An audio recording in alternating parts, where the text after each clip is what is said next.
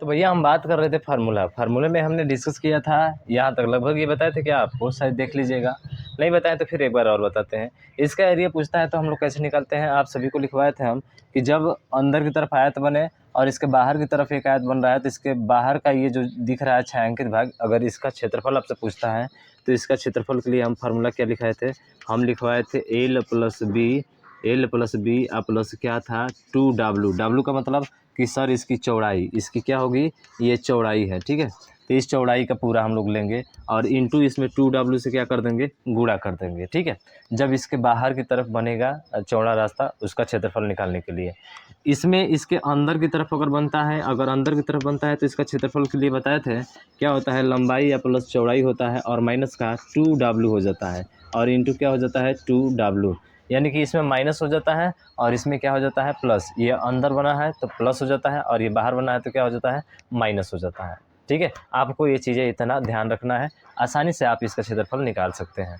पर एक अलग टाइप में आता है भाई साहब ये, ठीक है, ये भी W है, ये भी W, ये भी W, ये भी W। अगर इसका क्षेत्रफल आपसे पूछे तो आप कैसे निकालेंगे बताइए। अगर क्षेत्रफल में आपका इसका पूछ ले तो आप कैसे निकालेंगे। तो देखिए इसका क्या होता है, केवल 2 हट जाता है भैया, केवल 2 क्या हो जाता है, हट जाता है। यानी कि हम लोग निकालते हैं क्या sir, L plus B minus W into क्या होगा W। आपकी कहानी ख़त्म सर।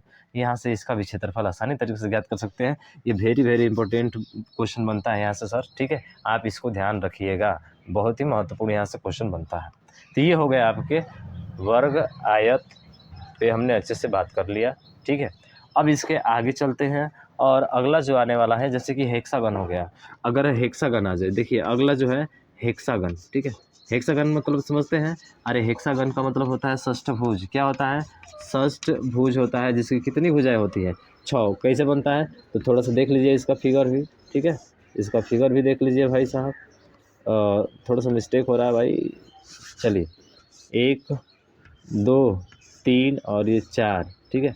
ये इसको मिला दीजिए, गड़बड़ हो रहा है, थोड़ा सा बनाते हैं, बनाने का ट्राई करते हैं, ठीक है। हेक्सागन, ठीक है, ये हेक्सागन है, मतलब 6 भुजा होगी और सभी भुजा क्या होती है इसकी बराबर होती है, ए और ये भी क्या होगा ए, तो 3 इधर और 3 उधर। तो इसका क्षेत्रफल निकालना होता है तो कैसे निकालते हैं सर, इसका क्षेत्रफल निकालना होता है तो सभी भुजा बराबर है, कितने हैं 6 हैं तो 6 से गुणा करा देंगे। और फार्मूला क्या होता है, तो इसका फार्मूला होता है √3/2 a का स्क्वायर, ठीक है, √3/4 √3/4 a का स्क्वायर होता है। बस ये निकाल दीजिए, इसका क्षेत्रफल आसानी से आपको पता चल जाएगा। लेकिन इसकी परिवृत्त की त्रिज्या बोले, यानी कि कैपिटल R होती है परिवृत्त की त्रिज्या, तो परिवृत्त की त्रिज्या होती है उसके भुजा के क्या होती है, बराबर होती है। ध्यान रखिएगा, दूसरा इसका पॉइंट हो जाएगा, ठीक है। ये आपका पहला, ये आपका दूसरा। अगर इसमें आपको पूछ लिया जाए अंतः त्रिज्या क्या होती है, तो अंतः त्रिज्या जो होती है इसके लिए, ठीक है, R के लिए, मतलब इस षष्ठभुज के लिए, हेक्सागन के लिए, ये होती है √3/2a। क्या होती है, √3/2, ठीक है। अंतः त्रिज्या है तो अंतः त्रिज्या को किसे लिखा जाता है, R से लिखा जाता है। तो इतना पॉइंट हेक्सागन के बारे में आप नोट करिए। चलिए फटाफट नोट कीजिए इसको, फिर आगे हम बात करते हैं, ठीक है। अगर पूछ ले ऑक्टागन, ऑक्टागन में कितनी भुजा होती है सर, 8 साइड होती हैं। कितनी होती है, 8 साइड होती हैं, यानी 8 भुजा होती हैं। तो इसका क्षेत्रफल अगर आपसे पूछा जाए तो क्या होगा, तो ध्यान रखिएगा इसका क्षेत्रफल पूछा जाता है और वो होता है 2a का स्क्वायर √2 + 1, ठीक है। √2 + 1 आपका ये होता है किसका सर, इसका एरिया होता है अष्टभुज का, ठीक है। अष्टभुज का एरिया क्या होता है, 2a का स्क्वायर √2 + 1 आपका होता है, ठीक है। √2 है केवल, इसको ध्यान रखेंगे, ऑक्टागन हो जाएगा। तो ये हो गए आपके किसके सर, ये हो गए आपके चतुर्भुज वाले। चतुर्भुज वाले में बात करें तो वर्ग और आयत पे हमने बात किया है, ठीक है। और समलंब चतुर्भुज का क्षेत्रफल आप जानते हैं 1/2 समांतर भुजाओं का योग इंटू क्या होता है, ऊंचाई होता है, ठीक है। अब इसके आगे बात करें हम लोग, तो इसके आगे बात करें जैसे कि वृत्त पूछा जाए, कि वृत्त अगर पूछ लिया जाता है तो वृत्त क्या होता है सर, वृत्त जो होता है आप जानते ही है, ये होता है, यानी कि अगर वृत्त का क्षेत्रफल हमसे पूछा जाए तो क्या होता है सर, क्षेत्रफल बराबर सभी को पता होता है πr² होता है, ठीक है। क्षेत्रफल बराबर क्या होता है, πr² होता है। अगर इसकी परिधि बोला जाए जिसको सरकमफ्रेंस बोलते हैं, तो परिधि जो होता है वो कितना होता है सर, 2πr होता है। क्या होता है, 2πr होता है। इतना तो सभी को पता होता है।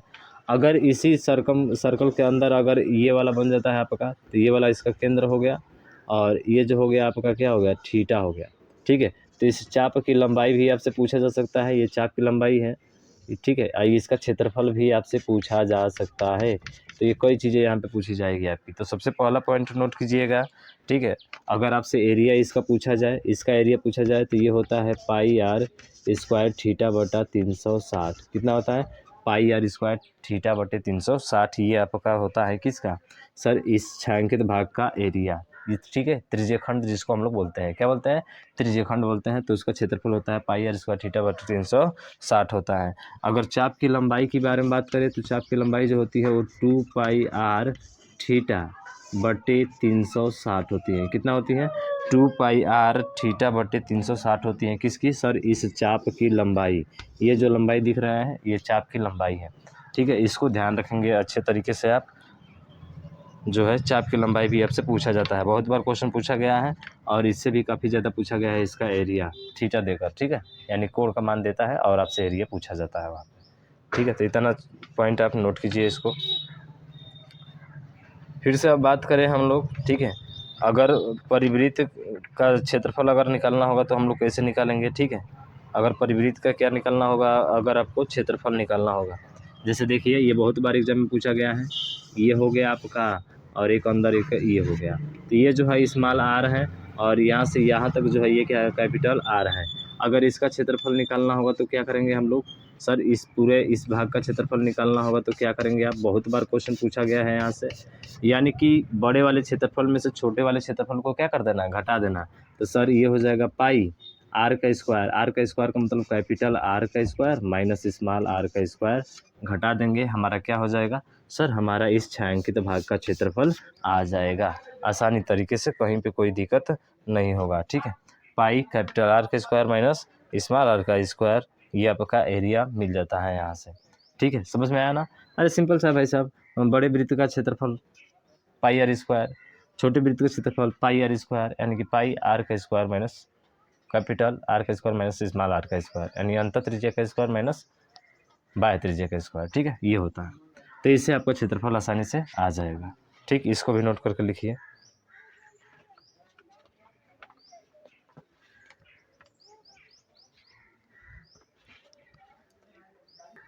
चलिए अगला जो है, अगला हम लेकर आते हैं आपका क्यूबॉइड, मतलब घनाभ।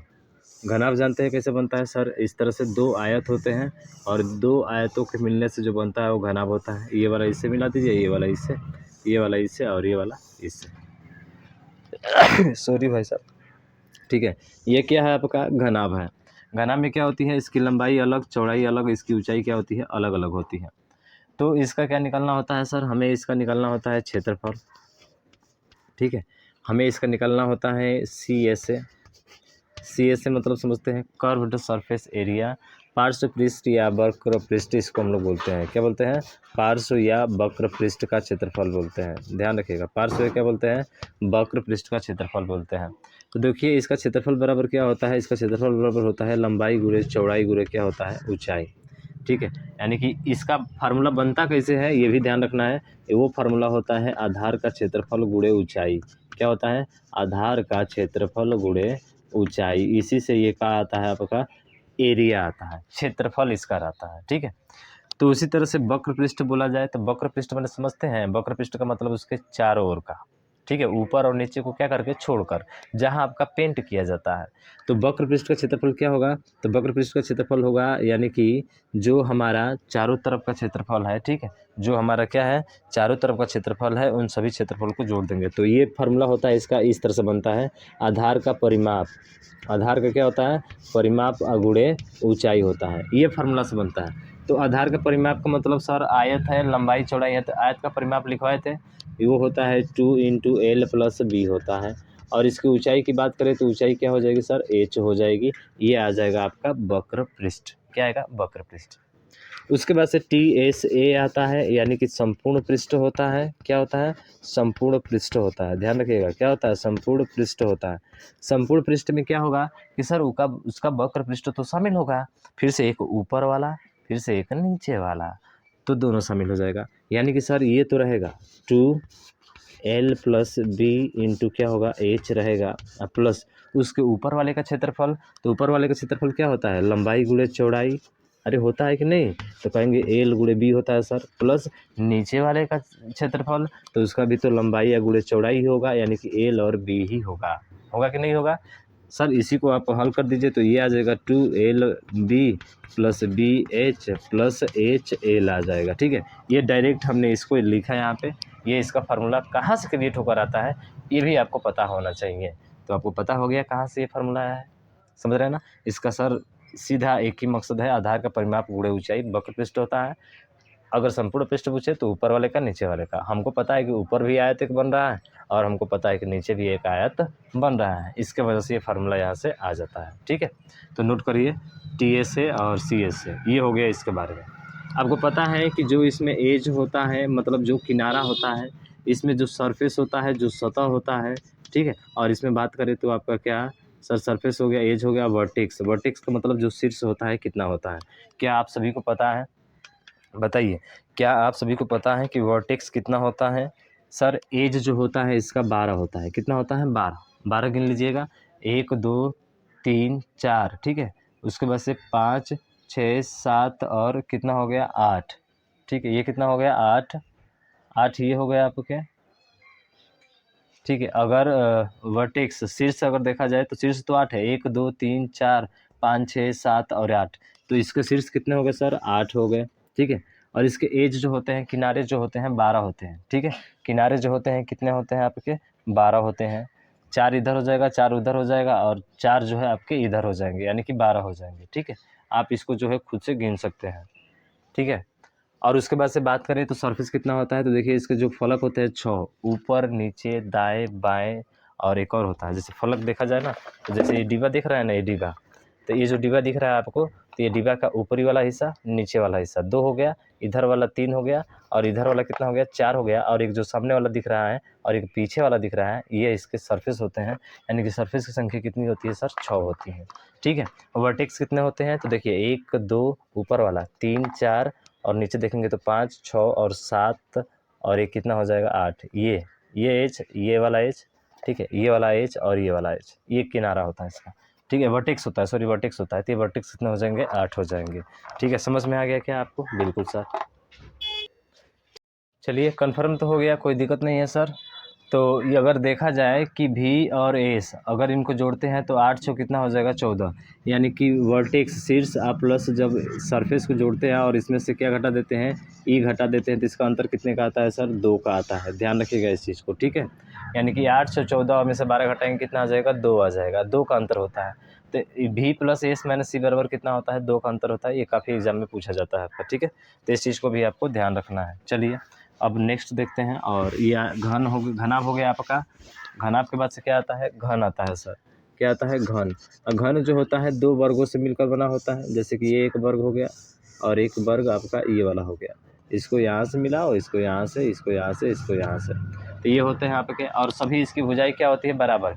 यानी कि इसकी लंबाई भी है, चौड़ाई भी है और इसकी ऊंचाई भी क्या होगी? ए होगी। तो सर हमारा क्षेत्रफल बराबर अभी फार्मूला हम लिखवाए थे क्या?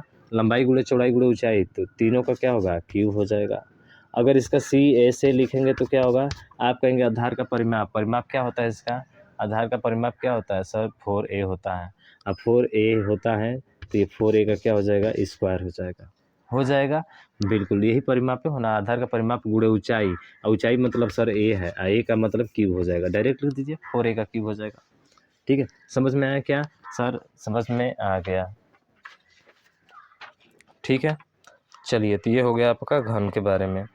ठीक है, 4 आधार का परिमाप 4A होता है। ठीक है, यार स्क्वायर होता है। 4A होता है ना, तो A गुणे हो स्क्वायर हो जाएगा। अगर TSA हम लोग लिखेंगे तो TSA बराबर क्या होता है सर? A का स्क्वायर ऊपर वाले का क्षेत्रफल, नीचे वाले का क्षेत्रफल, तो 2A का स्क्वायर और 4 में 2 जोड़ेंगे तो कितना हो जाएगा? 6A का स्क्वायर हो जाएगा। तो ये इसका हो गया घनाभ का। ठीक है, इसको भी लिख लीजिए। हाँ, आयत का अगर उधर जो लिखे थे घनाभ, अगर घनाभ का विकर्ण आपको ज्ञात करना होता है ना, तो वो ध्यान रखिएगा, ये होता है L का स्क्वायर प्लस B का स्क्वायर प्लस H का स्क्वायर। ठीक है, अगर इसका घनाभ का विकर्ण निकालना होगा, घन का विकर्ण, ठीक है, घन का विकर्ण अगर निकालना होगा इसका, तो ध्यान रखिएगा ये होता है आपका कितना? तो √3। ठीक है, √3A होता है। ठीक है, घनाभ का विकर्ण अगर निकालना हो, घन का विकर्ण अगर निकालना होता है तो घन का विकर्ण बराबर क्या होता है? तो ध्यान रखिएगा, घन का विकर्ण बराबर होता है आपका 3a, ठीक है, √3a किसका, घन का विकर्ण, ठीक, नोट करिए इतना।